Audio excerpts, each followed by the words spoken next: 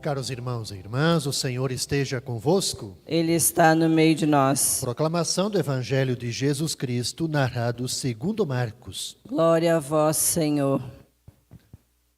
Naquele tempo, os fariseus e alguns mestres da lei vieram de Jerusalém e se reuniram em torno de Jesus. Eles viam que alguns dos seus discípulos comiam o pão com as mãos impuras, isto é, sem as terem lavado.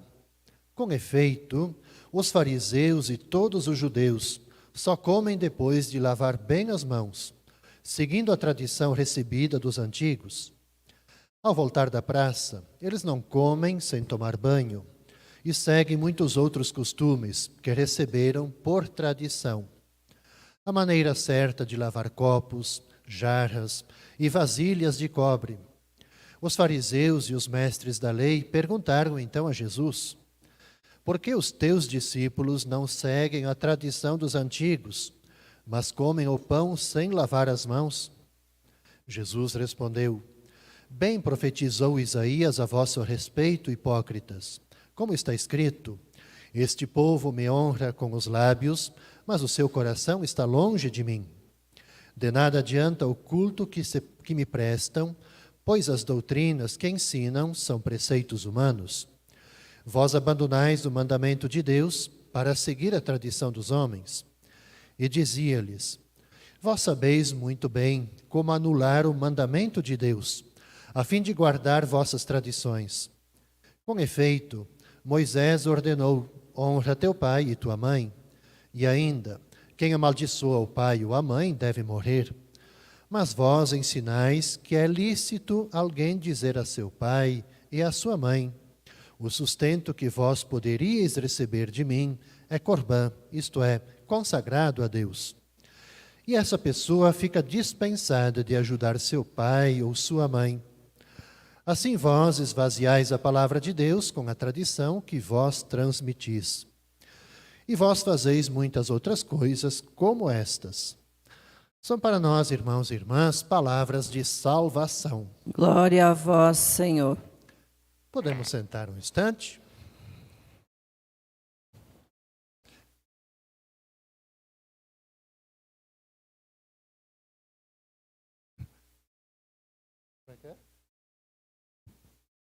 Pois é, eu estava aqui rindo do Evangelho, viu? Não era de outra coisa que vocês possam estar pensando, tá? Do jogo de hoje à tarde, não, tá? Não é. A tônica dessa semana, quero só fazer uma retrospectiva, para a gente não perder o fio da meada do que nós estamos refletindo na semana. O Evangelho dessa semana, de domingo, aliás, chamava a gente a ser sal e luz. Mas como que a gente é sal e luz no mundo? Vivendo as bem-aventuranças, que foi do domingo anterior. Essa é a tônica para a gente pensar bem esse trecho e não mal interpretá-lo. Por que eu digo isso? Porque nós vamos ler tanto em Marcos, nós vamos ler tanto em Lucas, vamos ler em Mateus, João não. E a gente se pergunta por que afinal de contas, os evangelistas, esses três, eles fazem questão de marcar assim, essa diferença que há entre as tradições antigas e a novidade que Jesus traz na sua missão, com a sua mensagem. E penso que a gente vai entender muito bem essa tônica com essa pequena retrospectiva que eu faço para a gente bem entender esse trecho do Evangelho. Fazendo memória aqui, voltar para o Antigo Testamento. Vocês recordam que quando Deus entrega para Moisés a tábua com os mandamentos, qual era a intenção? A intenção era que esses mandamentos pudessem como que orientar o povo para que eles pudessem, com aquelas orientações, os mandamentos pudessem guardar a aliança entre o povo, cada pessoa, e o seu Deus. Então, o sinal de uma aliança, um sinal de pertencimento, um sinal de fidelidade. Essa era a intenção. Caminhando um pouquinho mais, no tempo do exílio, o povo, longe de sua terra, o povo ele sente, o povo de Israel, ele sente exatamente a necessidade de, estando longe de sua pátria, de permanecer obediente a esse Deus. Obediente. Por que obediente? Porque estando, assim, se sentindo obediente a partir dessas leis, daquilo que eles deviam fazer, como eles deviam se portar em relação a Deus, em relação às pessoas, eles não perderiam, numa terra distante, não perderiam sua identidade. No meio de pessoas, no meio de cultura, de modo especial de povos pagãos, onde que eles estavam exilados. O que acontece depois? E que é bom a gente ter presente. Terminado o período do exílio, surge o tempo dos escribas, dos escritores, onde que eles começam a pegar essas orientações, os mandamentos, e começam a fazer interpretações, começam a criar tradições. A gente diz hoje, como é que é na linguagem jurídica, começa a fazer jurisprudência, não é? Dos 10 mandamentos.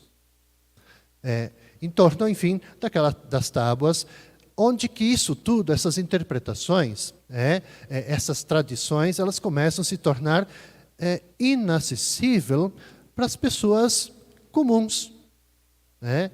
E, de certa maneira, essas interpretações, essas tradições estabelecidas pelos escribas, começam como que perverter aquilo que foi a intenção fundamental dos mandamentos. Estão percebendo como que a coisa vai crescendo e vai degringolando também, Ora, os fariseus, eles inventam o quê?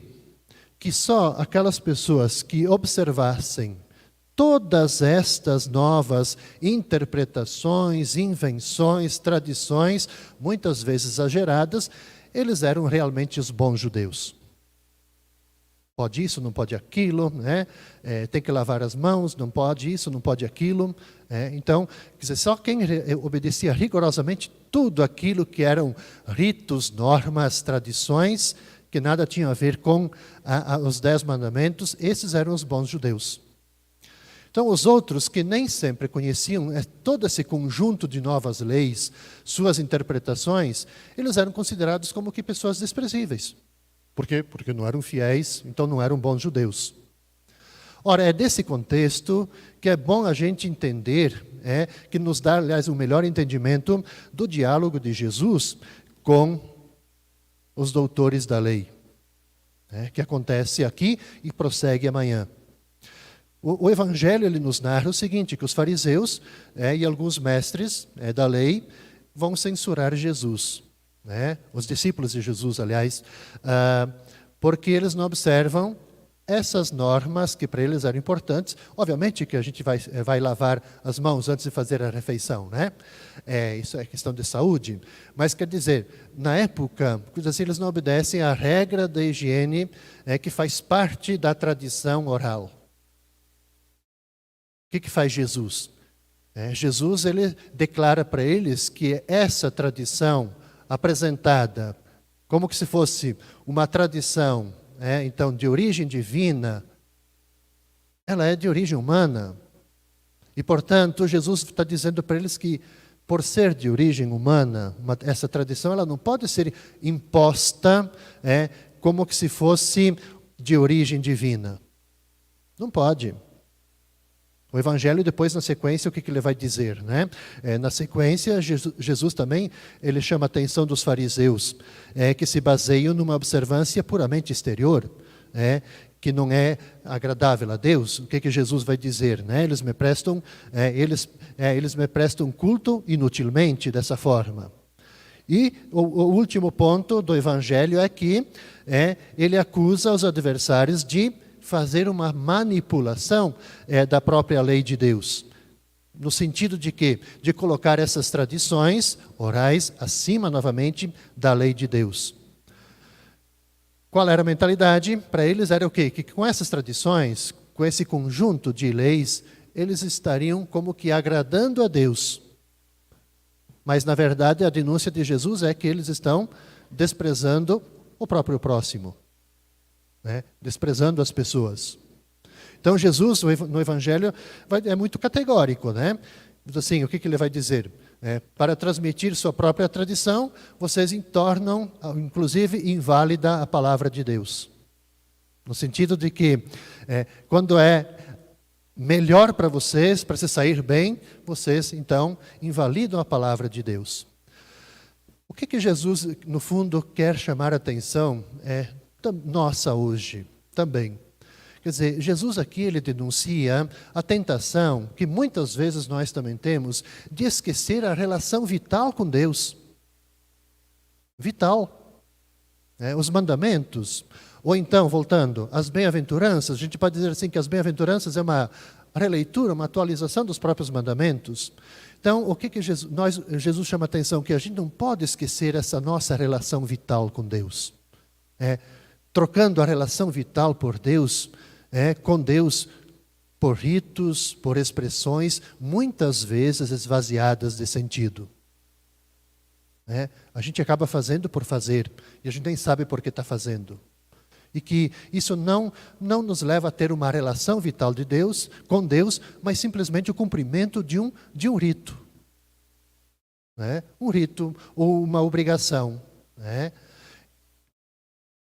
Então, no fundo, por detrás, Jesus está denunciando a hipocrisia dos doutores da lei, dos fariseus, mas que muitas vezes também é a nossa própria hipocrisia, né? É a nossa própria hipocrisia. Quando eu li o Evangelho hoje, meio-dia, estava pensando, nós, enquanto padres, né, no tempo antes do Vaticano II, que o padre também ele podia cometer, sei lá quantos pecados durante a missa, se ele não cumpria todos os gestos certinhos durante a celebração. Por exemplo, no momento da consagração, ele tinha que estar lá sempre assim, né? As pessoas podiam até interpretar mal o que ele estava fazendo, mas tinha que estar lá sempre com os dois dedos das duas mãos unidas. Um rito, um preceito, mas que não se traduz a riqueza do que está sendo celebrada. Então, quer dizer, muitas vezes a gente assim, fica na exterioridade das coisas e a gente se esquece exatamente de buscar a relação vital com Deus. Então, Jesus denuncia isso. Quer dizer, a gente vai colocando os penduricalhos ao redor, assim, daquilo que aquilo que nos leva à relação vital.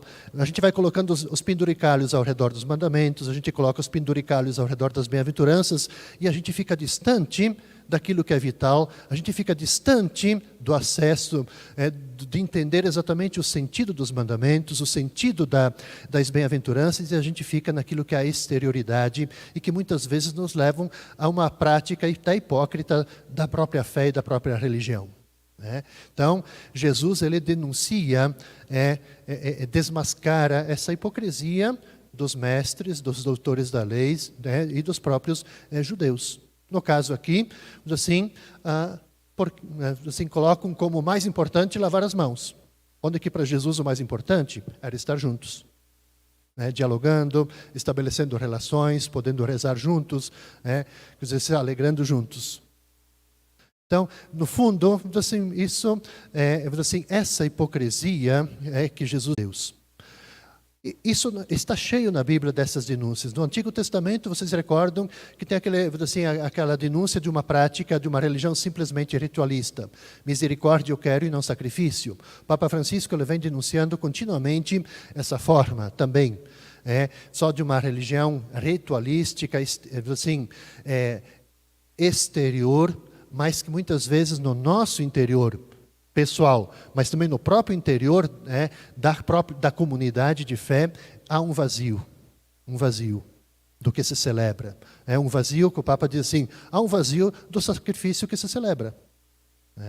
Então, acho que para nós é muito importante essa chamada de nós buscarmos também, assim, na nossa vida pessoal, nessa busca, né? O ser humano, por excelência, busca Deus, né? Busca Deus. Então, que nós possamos ajudar, né, as pessoas também a buscar, a estabelecer essa relação vital com Deus. Mas não vamos ficar no verniz, vamos ir no essencial. Quer dizer, vamos nós também ir no essencial, vamos levar as pessoas a fazer essa experiência do essencial, que é aquilo que está estabelecido, que eu falava antes, no sentido de os mandamentos. Quer dizer, é para a gente compreender que isso tem a função de nos aproximar de Deus, de nós mantermos a nossa identidade de filhos e filhas de Deus. Então, os mandamentos não é uma imposição, uma obrigatoriedade, uma dificuldade que nos é colocada, mas é uma forma de a gente se sentir como, assim, filhos e filhas de Deus, a nossa identidade. E, da mesma forma, como que a gente pode ajudar as pessoas a viverem e praticarem as bem-aventuranças, que eu sempre digo, é uma releitura, uma atualização para nós dos próprios mandamentos. Então, que Deus nos ajude, que esse Evangelho também possa nos interpelar para a gente buscar isso. Essa nossa identidade, essa nossa pertença a Deus, mas também essa nossa pertença a uma comunidade de fé na qual nós pertencemos aqui. Que isso se concretize e que nos ajude a estabelecer também essa nossa relação vital com Deus. Assim seja. Assim seja.